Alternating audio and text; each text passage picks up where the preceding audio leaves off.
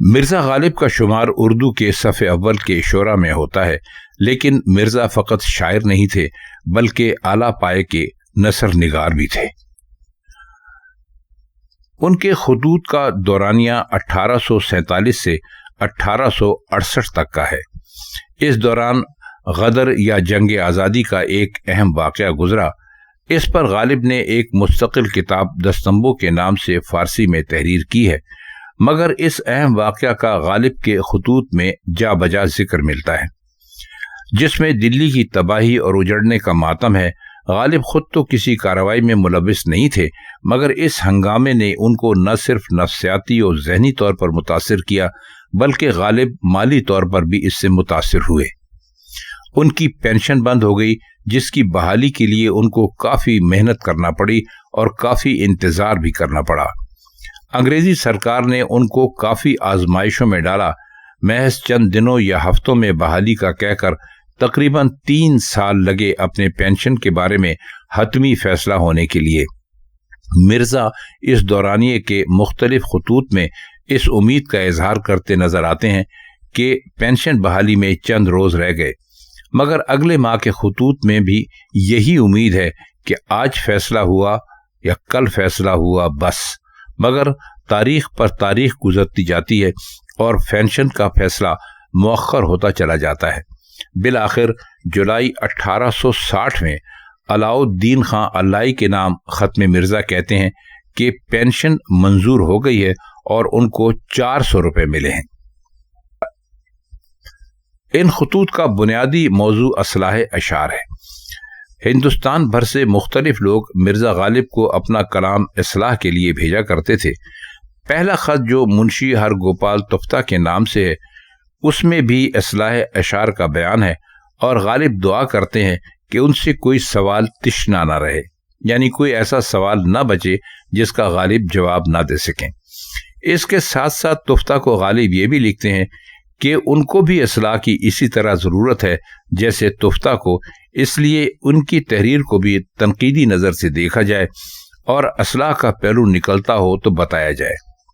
یہ غالب کی کثر نفسی تھی، ورنہ وہ جتنے لائق اور فائق آدمی تھے اس کی تو آج ساری دنیا گواہی دیتی ہے۔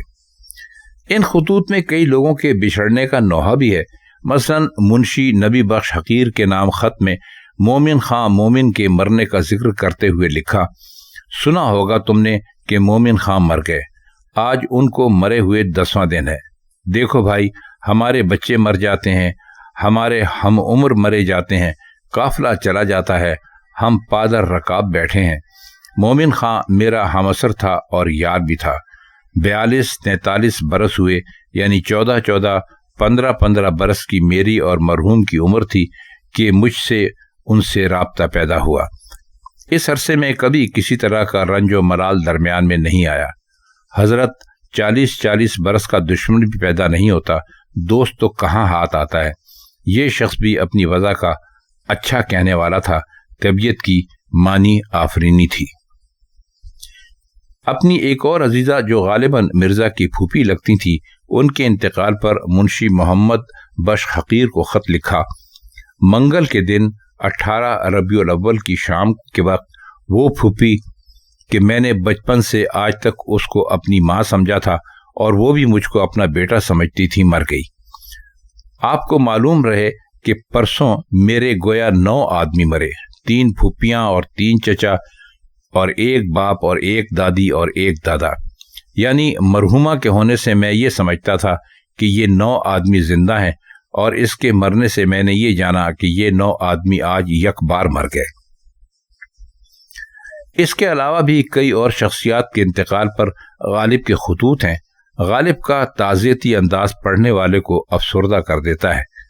منشی میاں داد خان سیاح کے نام ان کے بیٹے کی موت پر تعزیت کرتے ہوئے لکھتے ہیں، تمہارے ہاں لڑکے کا پیدا ہونا اور اس کا مر جانا معلوم ہو کر مجھے بڑا غم ہوا۔ بھائی، اس داغ کی حقیقت مجھ سے پوچھو کہ 74 برس کی عمر میں 7 بچے پیدا ہوئے، لڑکے بھی اور لڑکیاں بھی، اور کسی کی عمر 15 مہینے سے زیادہ نہیں ہوئی۔ تم ابھی جوان ہو، حق تعالیٰ تمہیں صبر اور نعم البدل دے۔ مرزا غالب خطوط میں اپنا اثنا عشری ہونے کا بھی اکثر جگہ بہت فخر سے اظہار کرتے ہیں۔ مرزا حاتم علی مہر کے نام خط میں لکھتے ہیں، صاحب بندہ اسنا اشری ہوں، ہر مطلب کے خاتمے پر 12 کا ہنسا کرتا ہوں، خدا کرے کہ میرا بھی خاتمہ اسی عقیدے پر ہو۔ ہم تم ایک آقا کے غلام ہیں، تم جو مجھ سے محبت کرو گے یا میری غم گساری میں محنت کرو گے، کیا تم کو غیر جانوں جو تمہارا احسان مانوں؟ تم سراپا میر وفا والے ہو، واللہ اس میں بامسمہ ہو۔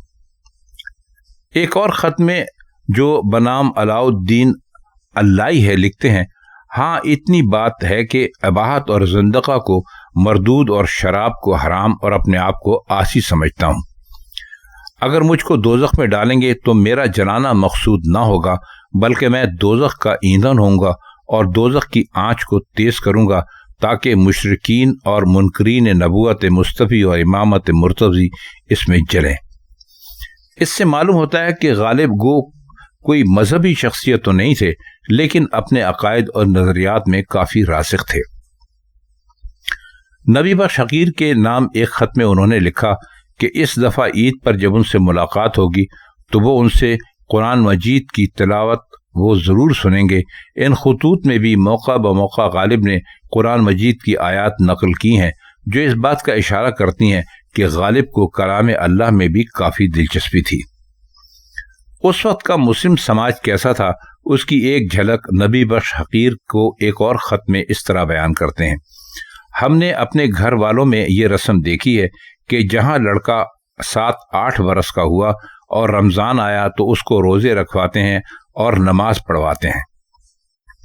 انگریزوں کا نظم و ضبط اور ان کا سسٹم اس وقت بھی کتنا مضبوط تھا، اس کا اندازہ غالب کے ایک خط بنام منشی نبی بخش حقیر سے ہوتا ہے۔ لکھتے ہیں، لیفٹیننٹ گورنر بریلی میں مر گئے، دیکھیے ان کی جگہ کون مقرر ہوتا ہے، دیکھو اس قوم کا کیا انتظام ہے۔ ہندوستان کا اگر کوئی اتنا بڑا امیر مرا ہوتا تو کیا انقلاب ہوتا، یہاں کسی کے کان پر جوں بھی نہیں پھرتی کہ کیا ہوا اور کون مر گیا۔ دلچسپ بات یہ ہے کہ یہ خط 1853 کا ہے، مطلب اس وقت بھی ہندوستان کے بیشتر حصوں پر کمپنی کی عملداری شروع ہو چکی تھی۔ پھر اس خط میں نظام کی مضبوطی سمجھ میں آتی ہے۔ مسلمانوں کا اس وقت بھی مسئلہ یہی تھا کہ یہاں افراد نظام سے زیادہ اہم ہوتے ہیں، اور اس وقت بھی یہی تھا۔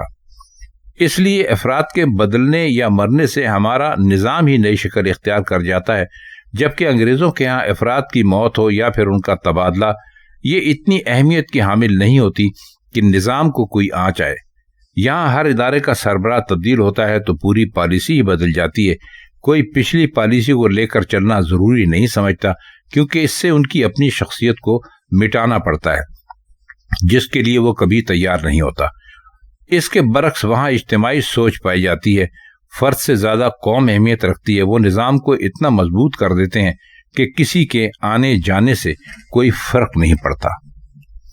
اس دور میں ڈاک کے نظام میں کئی مسائل آئے تھے، کئی لوگوں کے خطوط ضائع بھی ہو گئے، کئی انگریز حکام نے بھی شکایت کی، مگر مرزا غالب کہتے ہیں کہ اس لحاظ سے میں خوش نصیب ہوں کہ میرا کوئی خط کبھی کہیں پر ضائع نہیں ہوا۔ تو خواتین حضرات، یہ غالب کے چند خطوط تھے جن سے کہ آپ نے اندازہ کیا ہوگا کہ اس وقت ہندوستان میں زندگی کیسی تھی، کیا سماجی تبدیلیاں آ رہی تھیں، غالب پر کیا گزری۔ یہ 2-4 خطوط تھے جن سے کہ ہم نے یہ اندازہ لگانے کی کوشش کی ہے۔ یہ پروگرام جوں آگے بڑھتا چلا جائے گا، ہم آپ کو مرزا غالب کے مزید خطوط کے بارے میں بھی بتائیں گے، اور ہم آپ کو یہ بھی بتائیں گے کہ مرزا غالب نے کس کو کس خط میں کیا لکھا۔ آج کے لیے بس اتنا ہی، اب دیجیے اجازت، خدا حافظ۔